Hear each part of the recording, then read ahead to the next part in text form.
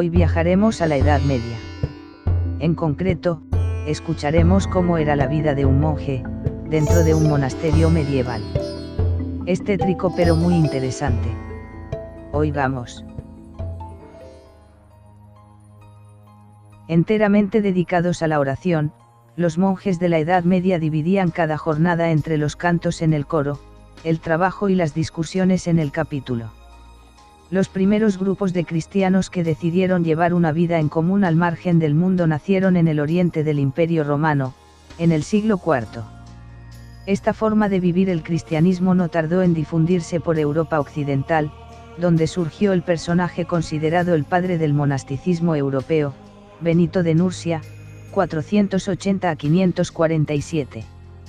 La orden benedictina, subdividida a partir del año 1000 en dos grandes ramas, la cluniacense y la cisterciense, ejercería un gran influjo sobre las otras órdenes que se desarrollaron en la Edad Media, como la cartujana, las mendicantes, franciscana, dominica, la jerónima, los canónigos regulares, que seguían la regla de San Agustín, o incluso las órdenes militares, templaria, hospitalaria, de Calatrava, de Santiago.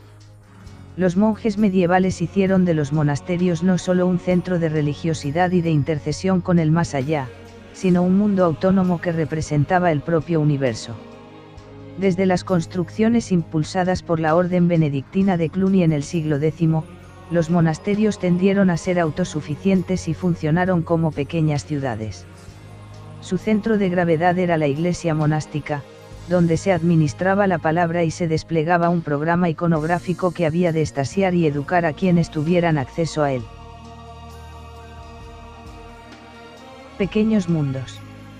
En torno a la iglesia se crearon enormes complejos arquitectónicos compuestos de múltiples edificios, unidos por diversos claustros o patios, tierras de labor y construcciones auxiliares de uso agropecuario, todo rodeado por la necesaria cerca que los aislaba del exterior.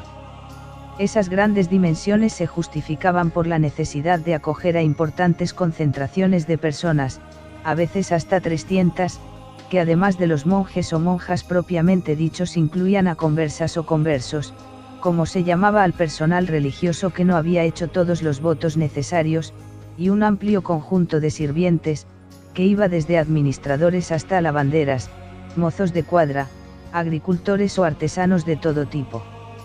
Esta muchedumbre hacía posible la actividad primordial de un monasterio, la religiosa. En efecto, la dedicación a la oración era lo que definía la forma de vida monástica, la del clero regular, es decir, sujeto a una regla, o al menos así lo sostenían los monjes en su pugna histórica frente a su competidor en la empresa de salvar almas, el clero secular, el que vivía en el siglo, es decir, en el mundo, fuera del monasterio. En la práctica, los monasterios medievales tuvieron intereses materiales tan poderosos como los del resto de la Iglesia católica.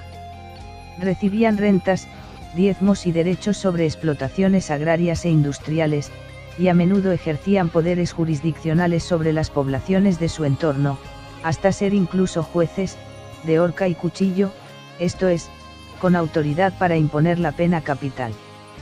Los monjes buscaban llevar a la práctica una de las máximas aspiraciones del cristianismo desde sus orígenes, orar sin cesar, como había establecido San Pablo. Dada la dificultad de un rezo ininterrumpido, los monjes siguieron la práctica ya establecida entre las comunidades cristianas primitivas de concentrar las plegarias en momentos concretos de la jornada. Para ello siguieron una división horaria heredada de la antigüedad, según la cual el día se dividía en 24 horas iguales, agrupadas a su vez en dos mitades, las horas del día y de la noche. Las horas del día se contaban desde la salida a la puesta del sol, yendo así desde la primera, el amanecer, a la duodécima, el crepúsculo, con la hora sexta justo en mediodía. Los antiguos, además, subdividían la jornada en tramos de 3 horas. Así se desarrolló la costumbre de rezar cada 3 horas, en la hora prima, la tercia, la sexta, la nona y la de vísperas, el crepúsculo. En el siglo VI, San Benito de Nursia convirtió esas horas en horas canónicas, y las estableció tal y como las conocemos en su regla. Las 8 horas canónicas que se rezaban en los monasterios se concebían como una progresión de la oscuridad hacia la luz, en una clara metáfora de la salvación a través de la gracia divina. El ciclo se iniciaba con las vísperas, a la puesta del sol, seguían las completas y los maitines, durante la noche, las laudes, por lo común rezada al amanecer, y luego se reanudaba el ciclo con las horas diurnas, ya mencionadas. Empieza la jornada. Gracias a diversas fuentes, entre ellas las llamadas consuetudines o costumarios, que detallan las obligaciones diarias de quienes ingresaban en un determinado monasterio, es posible conocer cómo se desarrollaba la jornada en los monasterios benedictinos entre los siglos XI y XIII. Los monjes dormían en un dormitorio común, con camastros corridos. Entre las 2 y las 3 de la madrugada, dependiendo de la estación, un monje que se había quedado despierto o que disponía de un reloj mecánico que funcionaba a modo de despertador hacía sonar la campana que convocaba a sus compañeros al primer oficio de la jornada. De inmediato todos se dirigían al coro de la iglesia para celebrar los maitines, los oficios más complejos y extensos. La asistencia a los oficios era ineludible, empezando por el que se celebraba a la hora más intempestiva, los maitines. Muchos monjes tenían miedo de quedarse dormidos. En el siglo XI, el monje Raúl Glaber contaba que una madrugada lo visitó el diablo y lo tentó aconsejándole que se quedara en la cama. ¿Por qué saltas tan rápido de la cama en cuanto has escuchado la señal? Podrías entregarte todavía un poco a la dulzura del descanso, al menos hasta la tercera señal. Otro problema era el de mantenerse despierto durante el oficio de maitines o el que seguía, el de laudes. Según las costumbres de Cluny, durante la celebración un monje deambulaba por el coro con una lámpara para asegurarse de que todos estaban despiertos, y si veía a alguno adormilado se acercaba y movía la vela delante de su cara para despertarlo. En algunos periodos del año, tras rezar las laudes los monjes volvían al dormitorio a descansar hasta que las campanas los despertaban al amanecer. Con todo, la tendencia en los monasterios fue a espaciar los oficios nocturnos para no interrumpir demasiado el necesario sueño. Nada más levantarse al alba, los monjes realizaban el servicio de prima. Los oficios diurnos eran más breves que el resto e incluso no había obligación de asistir al coro, pues se podían realizar individualmente, interrumpiendo el trabajo que en ese momento se estuviera haciendo. Entre prima y tercia había un periodo que los monjes aprovechaban para ponerse el calzado diario, lavarse las manos y la cara. El baño integral se reservaba para las ocasiones especiales, no más de 3 al año, lo mismo que el afeitado y realizar diversas tareas antes del siguiente oficio, el de tercia. Inmediatamente después de esta se celebraba una misa matutina. Tiempo de debate. Después de la misa, todos los monjes se reunían en el capítulo. Sentados en sitiales, asientos pegados a la pared, y bajo la presidencia del abado el prior, los monjes escuchaban la lectura de una lección o un capítulo de la regla, discutían las cuestiones económicas que los afectaban a todos y examinaban las faltas de disciplina que hubiera cometido alguno de ellos. El ambiente no era siempre de serenidad monástica, si hemos de creer lo que decía un cisterciense de sus rivales cluniacienses, quienes aprovechaban el capítulo para aplicarse a las distracciones y al parloteo. Se sientan pues se demoran tanto tiempo en el capítulo que no podrían permanecer de pie y todo el mundo habla con todo el mundo de cualquier cosa.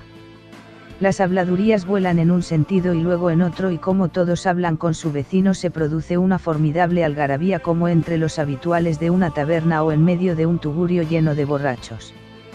A veces se ponen a gritar en la sala capitular, uno se precipita sobre el que le ha dicho una mala palabra durante la conversación, de la disputa se pasa a las amenazas y los insultos, hasta que se hace necesario golpear sobre la mesa para convocar la asamblea de los monjes a un segundo capítulo.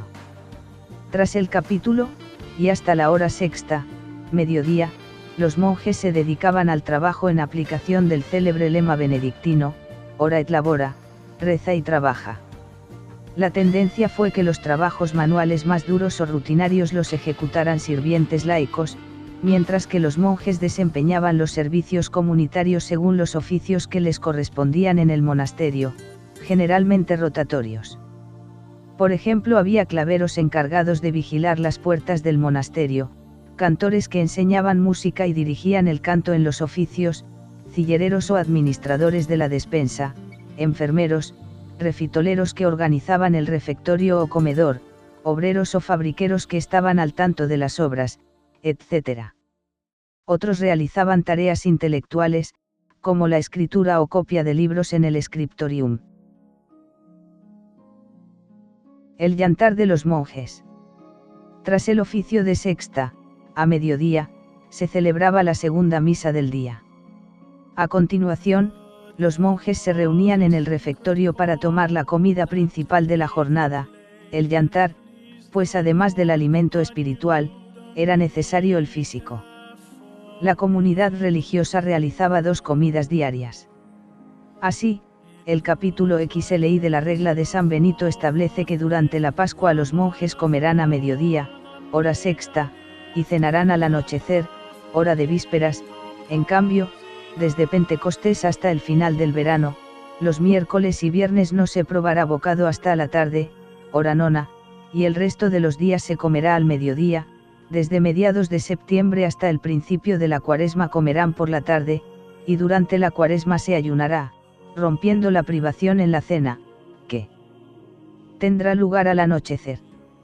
Los monjes tenían estipulada una cantidad moderada de vino, mezclado con agua, que podían tomar al día, pero no las monjas, a quienes se les prohibía por la asociación misógina de las mujeres con las bajas pasiones. Lo que no se permitía, así lo afirma a comienzos del siglo XII el monje y filósofo Pedro Abelardo, era el consumo de vino puro, mezclado con miel o bien condimentado con especias como la canela, preparados, que se dejaban a los enfermos. Esta dieta, que llegó a ser insana, se vengó en forma de gota, enfermedad relativamente frecuente entre los monjes, pero no entre las monjas. Tras el almuerzo, los monjes podían echar una siesta, especialmente en verano, antes de realizar el oficio de nona, al que seguía un nuevo periodo dedicado al trabajo o el estudio. Los monjes podían aprovecharlo para dar un paseo por el claustro o ir a su celda, un espacio que no se usaba para dormir. Ya hemos visto que había un dormitorio común, sino para realizar las obligaciones particulares que precisaban recogimiento o bien para leer. A la puesta del sol se celebraba el oficio de vísperas, más largo que los anteriores. La jornada concluía, ya de noche, con el servicio de completas, tras el que los monjes se encaminaban al dormitorio para descansar unas horas antes de que la campana los volviera a despertar en plena madrugada para una nueva jornada de oración, trabajo y estudio.